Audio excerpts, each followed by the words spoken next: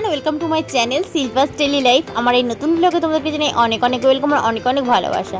তো দেখো, সকালবেলা কিন্তু লিকার চা আর বিস্কুট নিয়ে বসে গিয়েছিলাম। এই সময় কিন্তু আমি ছিলাম বাবার বাড়িতে।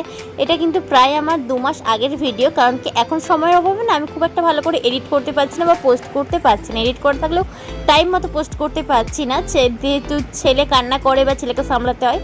তো এই দিন দেখো, গতকালকে তো ছিল রায়সোনার জন্মদিন।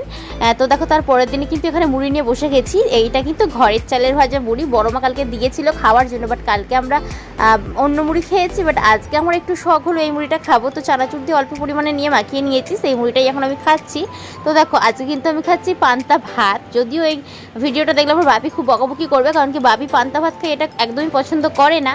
বাট আমি একটু খেয়ে নিলাম আর কি, বাপি তো দোকানে ছিল, জানতে পারিনি। তো যাক, তারপরে একটু কোল্ড ড্রিঙ্কস খেলাম। আর এইদিকে দেখো, দুপুরবেলা বানিয়েছিল একদম সিম্পল মেনু, কাঁকরোল আলু ভাজা, তার সাথে ডিমের ঝোল, আর ছিল কিন্তু আম কাটা।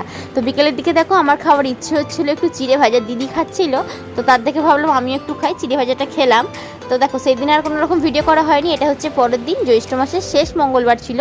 তো বাবার বাড়িতে যেহেতু রয়েছি, ভাবলাম এখান থেকেই মঙ্গলচণ্ডীর ব্রতটা করে নিই। তো সেই উদ্দেশ্যে দেখো, মা তো আগেই মন্দিরে চলে গেছে, আমি, রায়সোনা আর আমার ছেলে তিনজনে মিলে কিন্তু তারপরে মন্দিরে গেলাম।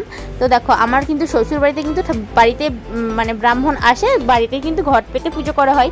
বাট আমার মায়েদের এখানে কিন্তু মন্দিরে যেতে হয়। তো মন্দির থেকে চলে আসলাম, এসে দেখো মা রাত্রিতে বানিয়েছিল এখানে হচ্ছে নানপুরি আর পটল আলুর তরকারি। তো এটা দিয়ে খেয়ে নিলাম। আর চলো, ভিডিওটি কেমন লাগলো জানিও।